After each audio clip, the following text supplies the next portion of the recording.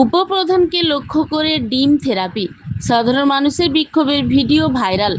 চাঞ্চল্য গুয়াদহতে। তৃণমূলের উপপ্রধানকে লক্ষ্য করে ডিম থেরাপি সাধারণ মানুষের। মঙ্গলবার এই ঘটনাকে ঘিরে ব্যাপক চাঞ্চল্য ছড়ায় পশ্চিম মেদিনীপুর জেলার গড়বেথা ২ নম্বর ব্লকে ২ নম্বর করসা অঞ্চলের গুয়াদহ এলাকায়।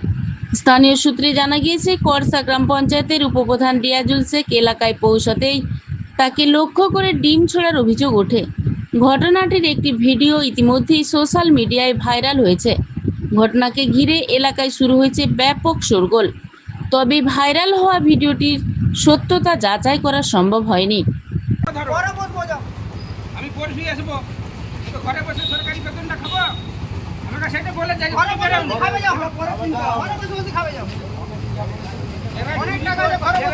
করলো, চামারি করলো, ডাকাতি করলো, তারা কিছু করতে পারলি না। আমাকে সেটা ডিম মারলি, আমাকে বললে আমি চলে আসতাম। কারো কিছু করতে পারলি, কারো কিছু করতে পারলি, আমাকে ডিমতে পারলি। তুমি বেরিয়ে যাও, তুমি বেরিয়ে যাও, দেখা কি সমাজ তুমি আইসে গেড়াও গায়েও মারতে পারি, কোনো অসুবিধা নেই আমার।